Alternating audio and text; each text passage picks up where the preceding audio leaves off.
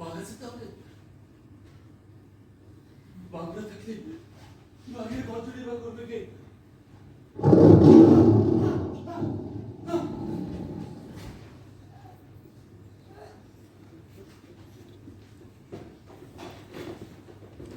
অনেকক্ষণ ভাগ্য একটিমাত্র বাঘ একটি বাঘ আমাকে ঘিরে গর্জন করছে।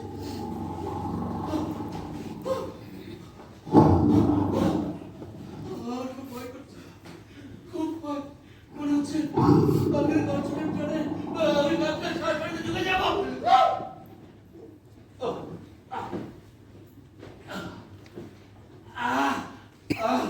আর তো বন্ধ হয়ে আসছে।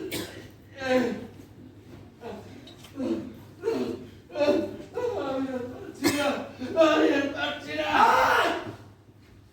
চিৎকার করছো কেন? কতবার না বললাম এখানে কোনো শব্দ করতে হবে না। শালা কোরের বাচ্চা কানকের পোলা। এই ইমরান, কথা শুনিস না? মুখটা বন্ধ রাখতে পারো না? আমার ভয় করে। আসবো ভেতরে দেবো নাকি জামাই আদর দিয়ে ভয় ঢুকিয়ে? আসতে হবে না, আমি ঠিক আছি। মুখটা বন্ধ রাখলে আসতে হবে না। মুখ তো বন্ধই রেখেছি। বেশ বেশ বেশ, মুখটা বন্ধ রাখতে হবে না। হুকুম যখন পাবে তখন মুখ খুলে কথা দাও।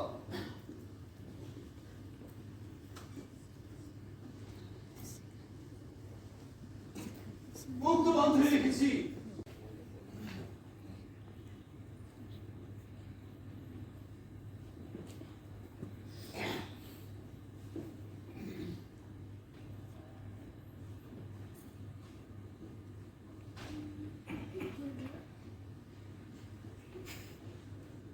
এই যে সোনার চান্দিক লেগুগো, এই যে হ্যাঁ তোমাকে বলছি, তোমাকে তোমাকে এইদিকে এসো।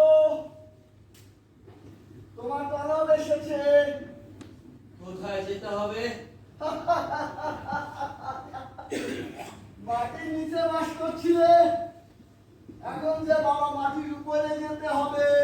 সত্যি মাটির নিচ থেকে আমি মাটির উপরে যাব? কি হবে ওখানে গিয়ে? বড় সাহেবরা, বড় সাহেব মানে তোমার আব্বারা তোমার সাথে বাতচিত করবে। ইন্টারোগেশন হবে, ইন্টারোগেশন।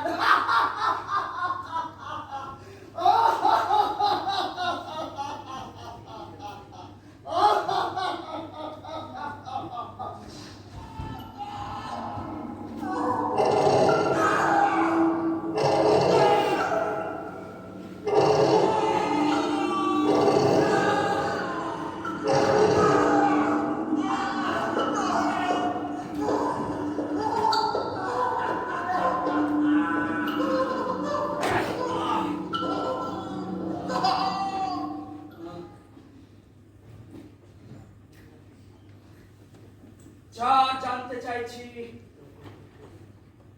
জবাব দাও। জানি না, আমি কিছু জানি না। জানো না? তবে কেন বাঘের কথা বলেছ? বাঘের গর্জন শুনেছি বলে বাঘের কথা বলেছি। অসম্ভব! বাঘের গর্জন শোনার প্রশ্নই ওঠে না। বলো কেন বাঘের কথা বলেছ? বলো কেন বলেছ? বলো কেন বলেছ? বাঘের গর্জন শুনেছি বলে বাঘের কথা বলেছি। সিংহের গর্জন শুনলে সিংহের কথা বলতাম। কিন্তু সোজা হিসাব এটাও বোঝো না। অথচ তোমাদের ভাব কায়দা দেখে মনে হয় তোমরা এক একজন বিরাট বড় কেউ কাটা। সরকার হাতা মাথার এত মাথা মোটা হয় আমার জানা ছিল না। কি বললে? আমরা মাথা মোটা?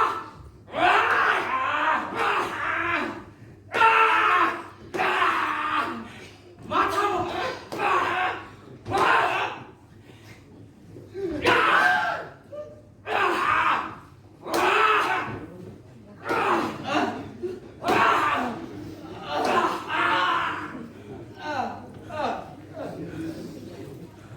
সিপাহি! স্যার, বন্দিকে নিয়ে যাও মাটির নিচে, রক্ত মুছে ফেলো, ওর মুখে পানি দাও। একটু চাঙা হলে আবার নিয়ে আসবে মাটির উপর, আবার শুরু হবে জিজ্ঞাসাবাদ। পেট থেকে কিভাবে কথা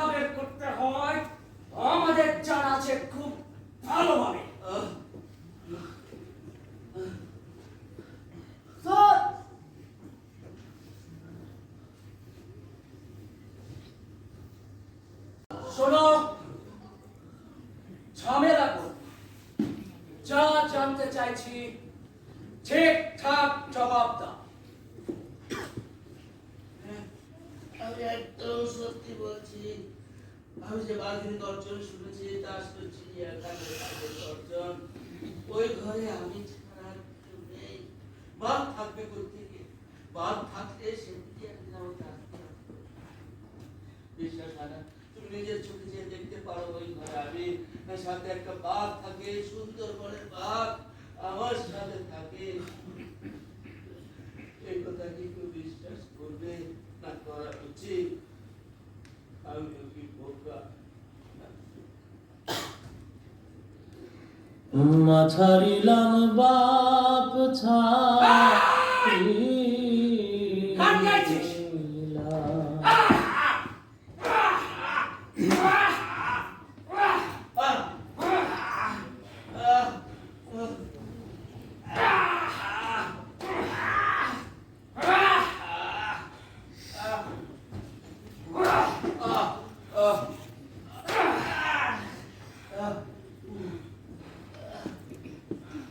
সিপাহী, স্যার, নিয়ে যাও বদমাশটাকে। কবিতা লেখে, গান গায়, কাজলে যায়। ইচ্ছে হয় বুকের তলায় পিষে মারি এইসব হতবাকা বম দিলে। বাংলাদেশ এদের আদর্শ কি? যা নাকি গান কবিতা, এমনকি এদের নিঃশ্বাস প্রশ্বাসে বাতাসের সাথে মিশে গর্জন করে। বাঘের গর্জন ওদের মাথা থেকে আমরা নামিয়ে ছাড়ব। চারটাই হবে।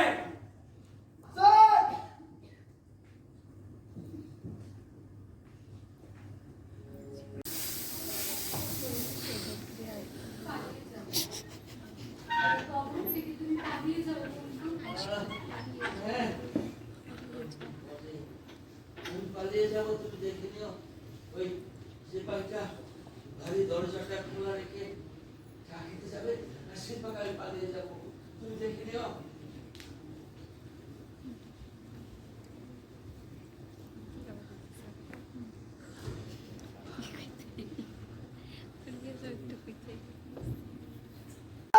আলো জ্বালো।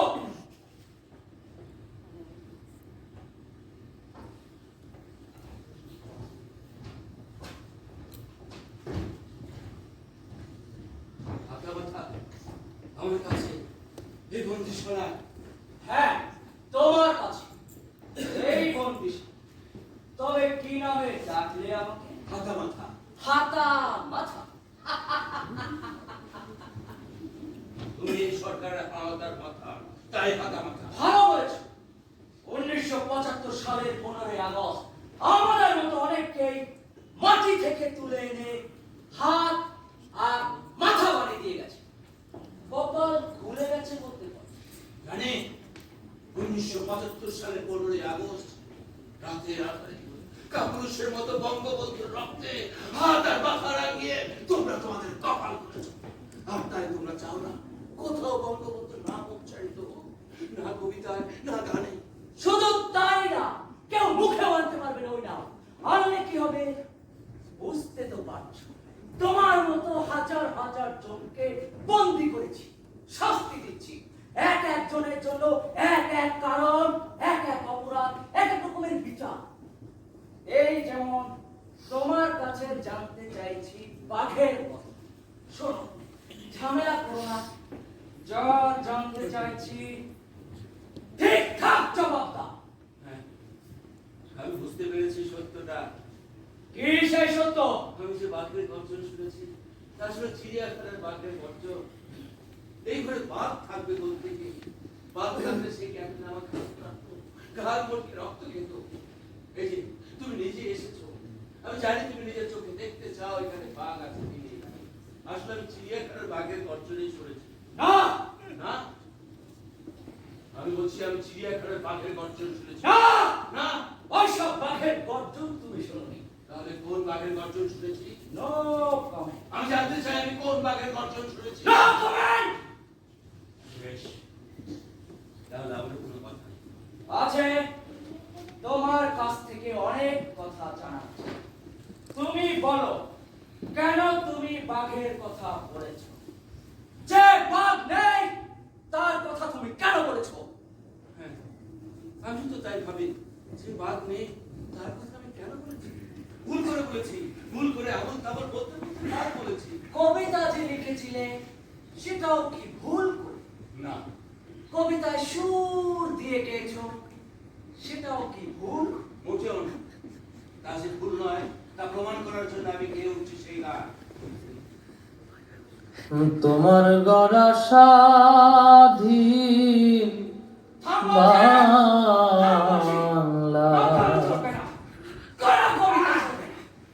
আর যদি গান শুনি, কবিতা শুনি, তবে তোকে আমি বাঁচিয়ে রাখবো।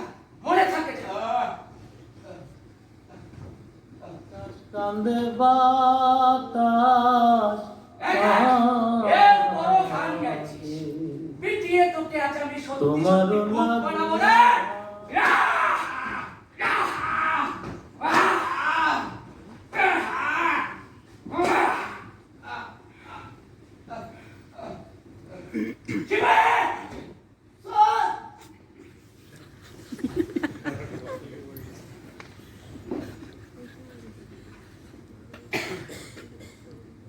স্যার, বন্দিত জ্ঞান হারাইছে।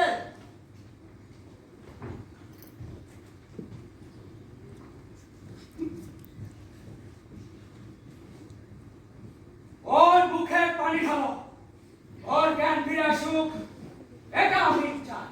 শোনো কি বলছি, পানি আনো পড়ে। স্যার,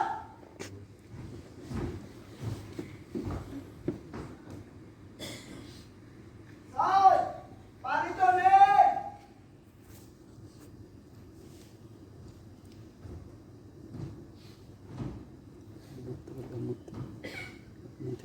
ওর মুখে পেশাব কর, পেশাব।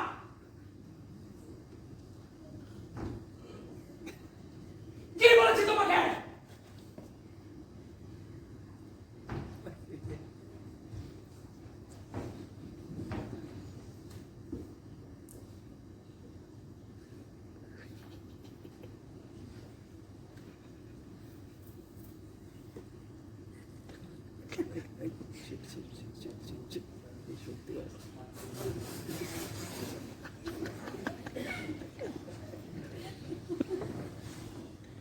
আকাশ কান্দে বাতাস কান্দে Oh, you bloody bitch! তোমার জ্ঞান ফিরে আসছে। লাগিয়া তাও সেই একই কথা, একই সুর। এই বেটাই, বল তো তুই কোথায়? ও পারবে না স্যার, ও কোথায় আছে তাও বলতে পারবে না। পারতে হবে। ওকে আমি যা করতে বলবো তাই করবে। ওকে আমি নাচতে বললে নাচবে, হাসতে বললে হাসবে। আমাকে গান গাইতে বলো, আমি গান গাইবো।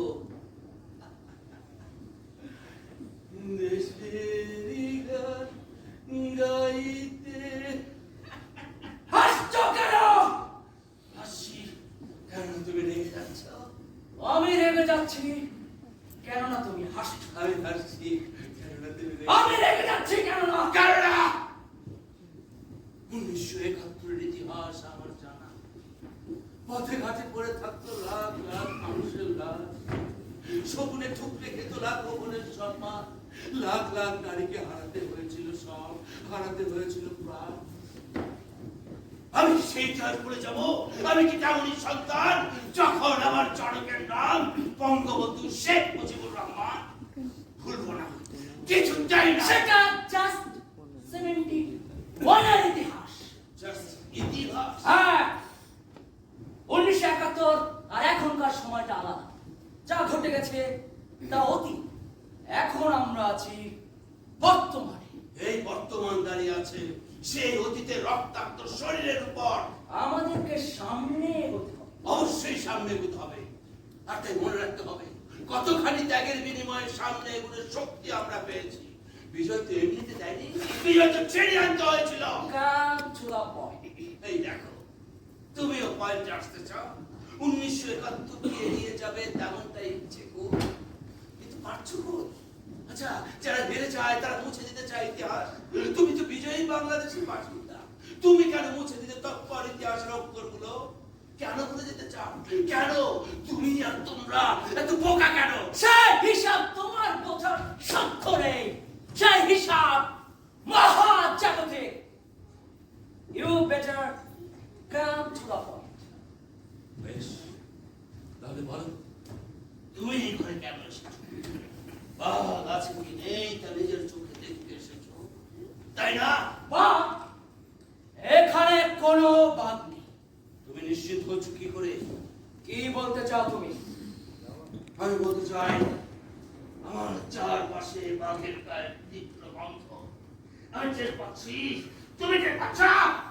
এই, বন্ধ বন্ধ তো লাগে মনে হয়। কোনো গন্ধ নাই, থাকতে পারে না।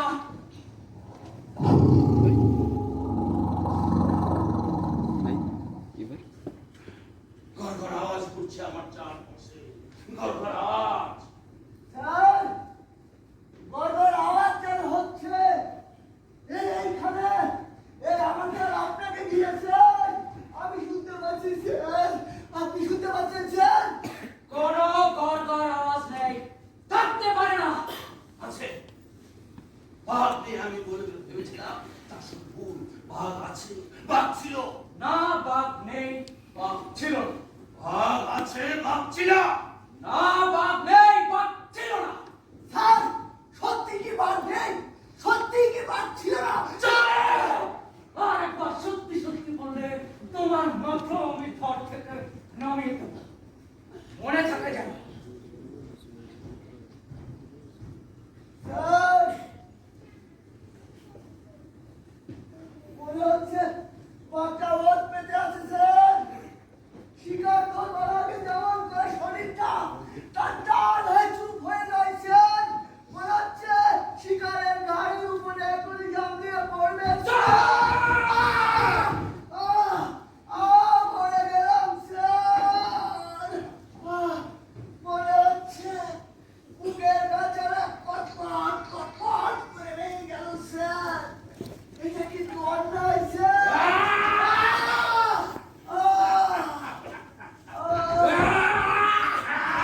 তোকে আমি মাটিতে মিশিয়ে দেব।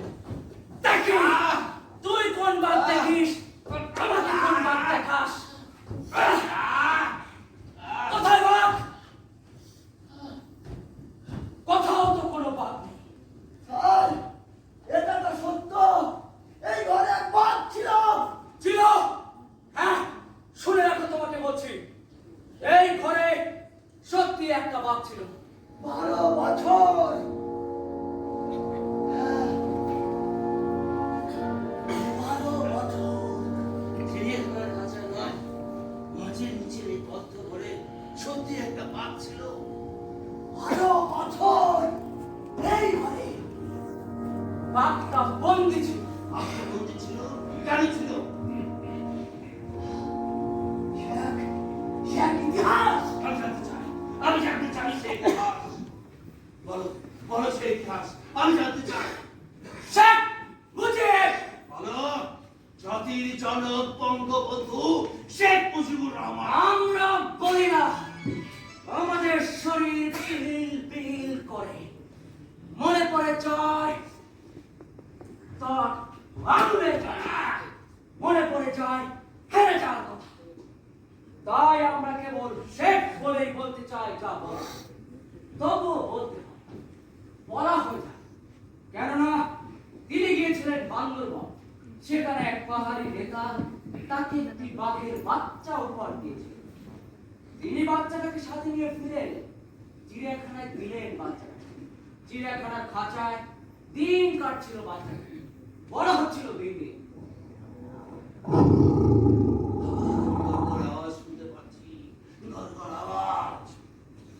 এরপর শোনো 1975 সালের কথা। 1975 সালের 15ই আগস্ট।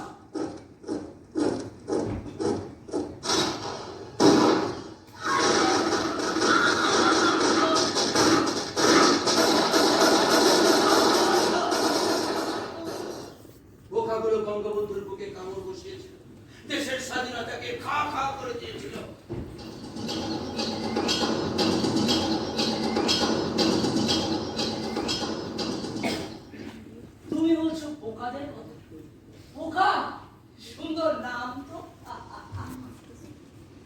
সময় মতো করে মনে করে দেয় সেই ইতিহাস, মনে করে দেয় পোকারা কিভাবে মানুষের শাসক হয়েছিল সে কথা, মনে করে দেয় বাংলাদেশ নামক দেশটা কলসে থাকা পাকিস্তান দেশটা আবার জিতে যাওয়া, মনে করে দেয় পোকারা কিভাবে তার সাথীদের মেরে ফেলছে।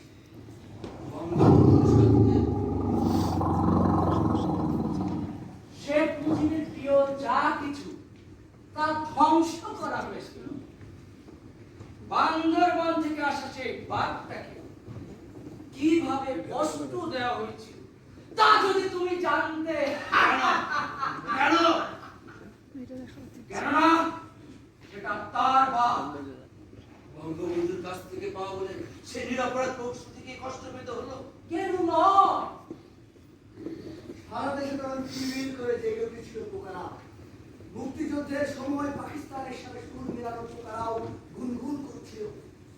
চিড়িয়াখানার ভেতরেও ছিল কয়েকটা পোকা। এক পোকা গুনগুন করে, বাঘটা শেখের বাঘ। আর তাই বাঘটাকে কষ্ট পেতে হয়েছে, আর তাই বাঘটাকে রাখা হয় এই আধারের রাজ্যে, এই বদ্ধ।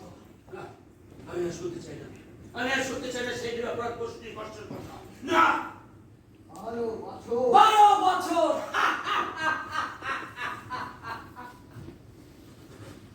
বক্তা রাগে দুঃখে গর্জন করত, পায়খানা দরজার মাঝখানে ছোট্ট জানালা করা হয়েছে।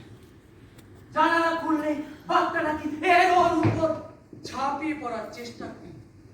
লাভ হতো না, বাঘটাকে কষ্ট পেতে হয়েছে, কেননা এই বাঘটা শেখের বাঘ। বাঘটা এখন কোথায়? বাঘটা কোথায় এই প্রশ্ন করা যাবে, কেননা এই বাঘ শেখের বাঘ। আমি জানতে চাই বাঘটা কোথায়? আহ! এত প্রশ্ন করো কেন? জানো না আমাদেরকে কোনো প্রশ্ন করা চলে না। বুট জুতো দিয়ে তোমার শরীর আমি কাটলে দেব, দেখি বুকের ভেতরের সাহসগুলো মাটিতে মিশে যায়।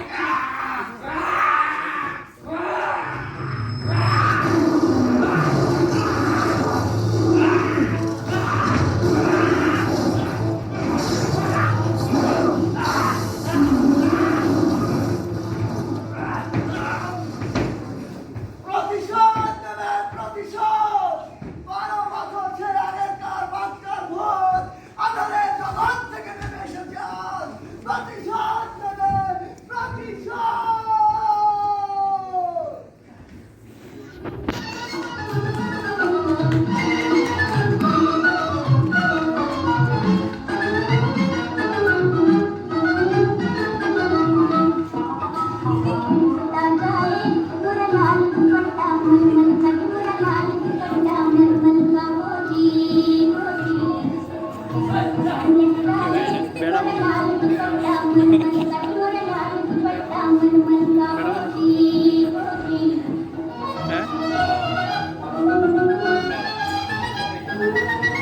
কেন মেকআপ করছি আমরা আরে এটা লাগাইছে আলাদা আলাদা লাগাইছে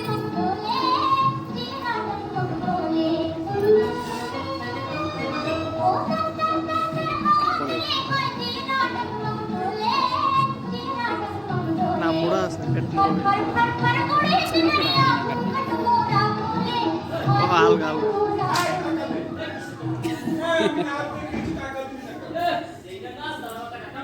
এই তোকে দিতে হবে তাহলে তুই আমার সাথে দে দে দে এই দিবি না কেন?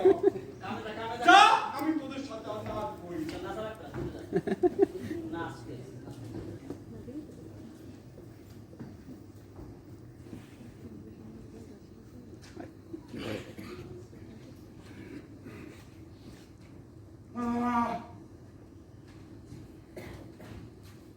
রে এই বসো বসো বসো। বলতাম না দুনিয়ার কাজ করে রেসার হেনে তুই তাস খেলবার লাগছে না হ্যাঁ দেখছো হ্যাঁ কি রে এই এই দেশের ভিতর যে হিজলে ঘুমাইতেছে দেখছ না তুই যা বুঝতে পার না, আমার কাছে আমার টাকা আছে। এই সারা হিজলা এই সাইকেল ঘুমানে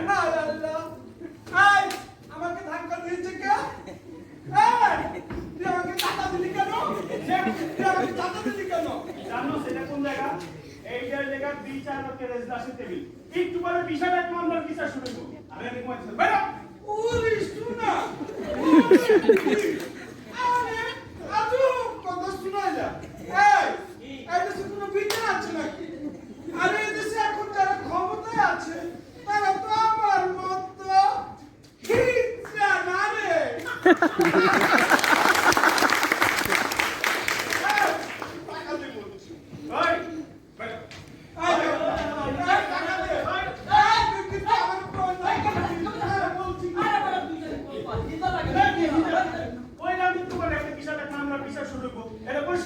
তুমি অনেক খাতা সাবি আর বাবা রে দেশে কোনো বিচার রাখে না আছে নাকি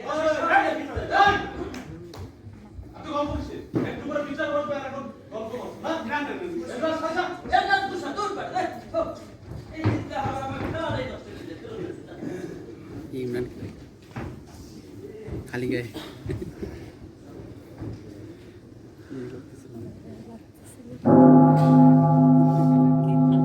আরেকটা শুরু হলো নাকি ওটা শেষ না না ওইটারই অংশ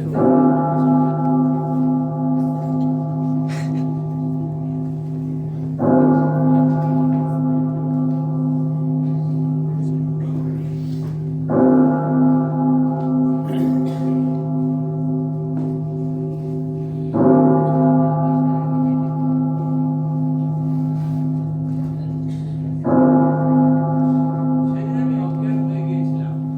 সেই দিন যেদিন এই অদ্ভুত ঘটনাটি ঘটলো, আস্ত এক বাঘ অন্ধকার থেকে এসে কাজ শেষ করে আবার মিশে গিয়েছিল অন্ধকার।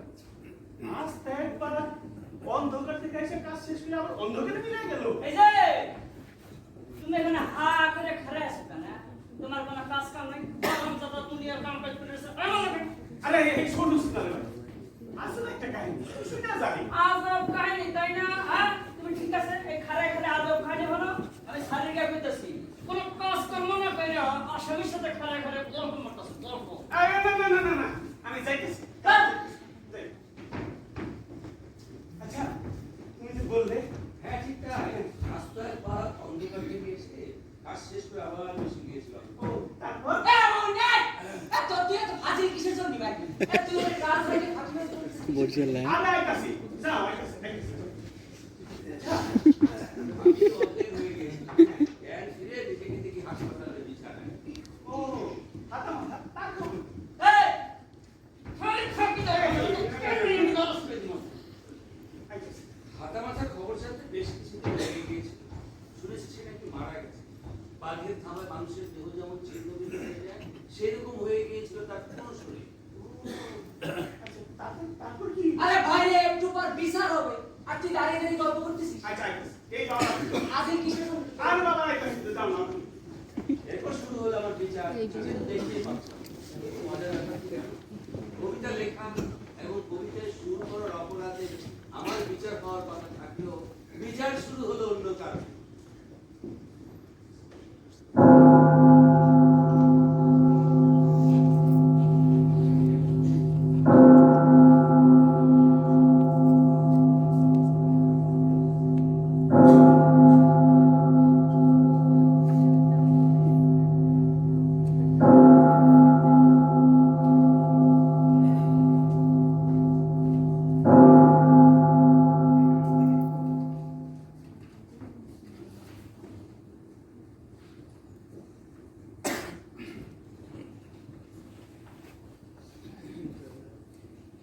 বিজ্ঞ আদালতের সামনে পেশ হচ্ছে অপরাধীর অপরাধের বর্ণনা। জনস্বার্থে অপরাধীকে নিরাপদ হেফাজতে রাখার কালে এক ঘুটঘুটে আন্ধার কালে নিরাপদ হেফাজতের নিশ্চিদ্র নিরাপত্তার ভেতর যখন সেখানে এই বন্দী একা ছাড়া আর কেউ ছিল না, তখন বন্দির সাথে জনস্বার্থে অপরাধের কারণ ও ধরন নির্ণয়ে নিরাপদ আলাপচারিতার এক পর্যায়ে বন্দির অপরাধের কারণ ও ধরন নির্ণয়ে দায়িত্বপ্রাপ্ত সামরিক কর্মকর্তার শরীর ছিন্ন ভিন্ন হয়ে যায়। যেহেতু নিরাপদ হেফাজতে উপস্থিত কেবলমাত্র বন্দী ছিল, সেহেতু বন্দির অপরাধের কারণ ও ধরন নির্ণয়ে দায়িত্বপ্রাপ্ত সামরিক কর্মকর্তার শরীর ছিন্ন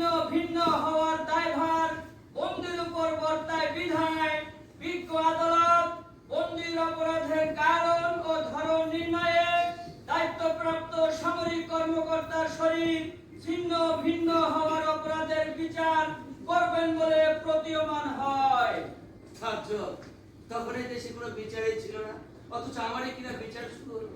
বিচারক আদালত সাজিয়ে বসে গেল, হাতুড়ি পিটিয়ে হাত ডাক দিল।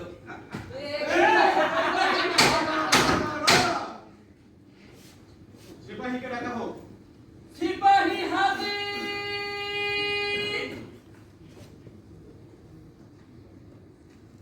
সিপাহী, সত্য করে বলো, বন্দি যে বদ্ধ ঘরে ছিল সেখানে কি আর কেউ ছিল? জি না হুজুর, আর কেউ ছিল না। আর কেউই ছিল না? ঘরে একটা গোয়াল ছিল, কিন্তু তাকে তো আর থাকার ভিতরে ধরা যায় না, নাকি যায় হুজুর? বন্দি, সিপাহী যা বললো তা কি সত্য? সত্য বটে ধর্মকর্তা। তাহলে এই কথাই সত্যি যে ওই ঘরে তুমি ছাড়া আর কেউ ছিল না?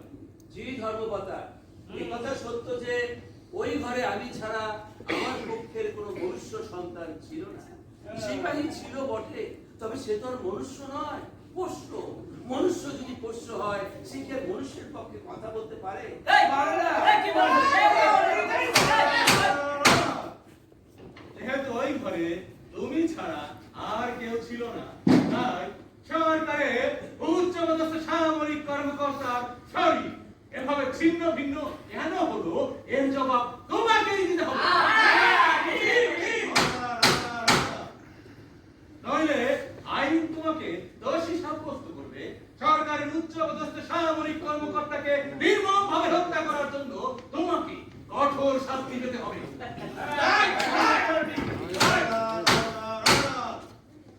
বিচার শুরু হচ্ছে।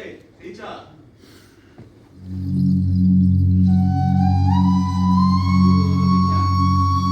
আমার বিচার। প্রথমেই ব্যাখ্যা চাই, কে তুমি? কে আমি? হ্যাঁ, তুমি কে? আমি সৃষ্টির আনন্দে মগ্ন এক মানুষ। দেশ আমার প্রিয় কবিতার খাতা, তাই আমি কবি। মুক্তিযুদ্ধ আমার চেতনার বাসী। বাঙালি সত্তা আমাকে দিয়ে কবিতাকে গানে পরিণত করে, তাই আমি গীতিকার। মহামান্য আদালত, আমি বাংলায় গান গাই। আমি আমার দেশের মানুষের মুখের রেখায় শিল্প খুঁজে পাই, তাই আমি শিল্পী। আমি জাতির জনক বঙ্গবন্ধু শেখ মুজিবুর রহমানের মতো তর্জনী উঁচু করে দীপ্ত কণ্ঠে বারবার মনে করিয়ে দেই জাতির জনকের সেই অবিস্মরণীয় ঘোষণা, যা আমার কাছে স্বাধীনতার মূল মন্ত্র। এবারের সংগ্রাম মুক্তি সংগ্রাম, এবারের সংগ্রাম স্বাধীনতা।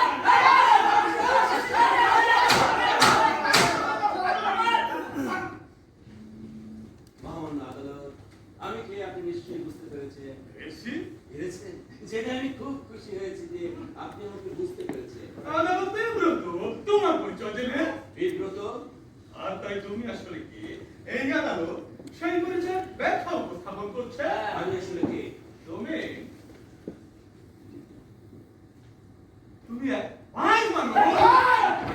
বাঘ মানব? মানুষের শরীর বটে, তবে না পাল্টে হয়ে যাও বাঘের শরীর। ঝাঁপিয়ে পড়ো। আজ যেভাবে ঝাঁপিয়ে পড়ে শিকারের উপর, ঠিক সেইভাবে ছিন্ন ভিন্ন করে দাও শরীর।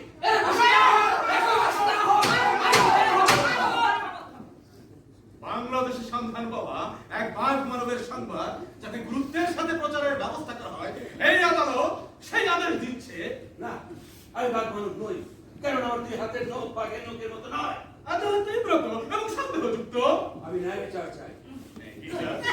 কে করবে ন্যায় বিচার? আপনি করবেন, মাননীয় আদালত করবে আমার ন্যায় বিচার। আমি আবেদন করছি, আমার দুই হাতের নখ কেন আমার পায়ের নখ পরীক্ষা করে দেখুন, এগুলো বাঘের নখের মতো কি না।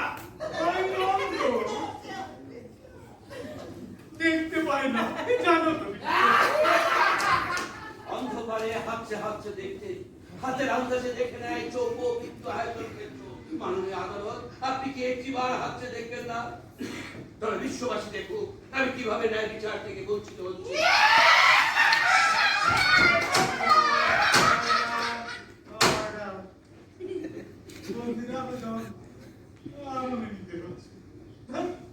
ঝাঁপায় বলো।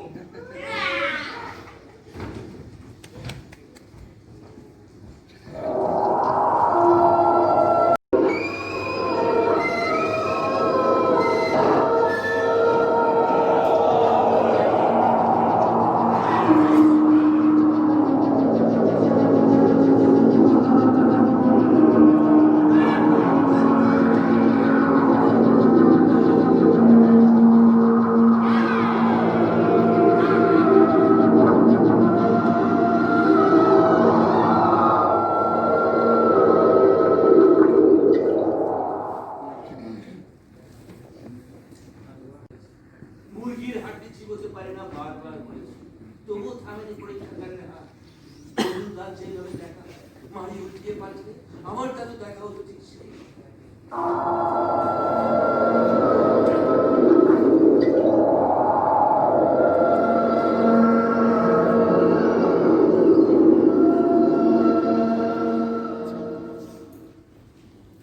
বারবার তারিখ পরে বারবার আমি গান করে দাঁড়াই।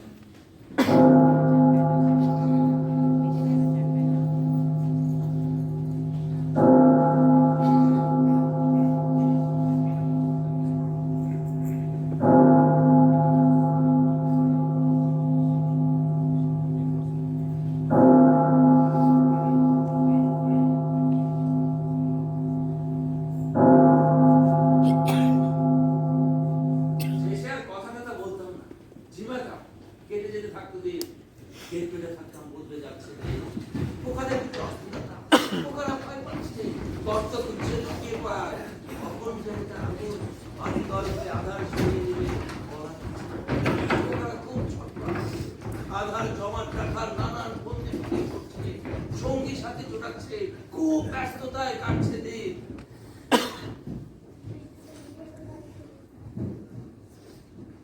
আর তাই বুঝি কপাল ফিরল আমার।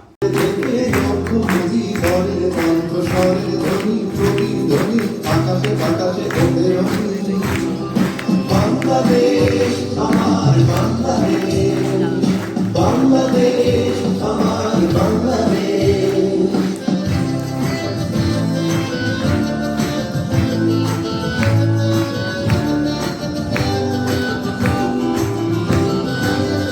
সেই সবুজের রূপে আমি পথে আবার যে যাব ফিরে আমার হারানো বাংলাকে আবার তো ফিরে পাবো।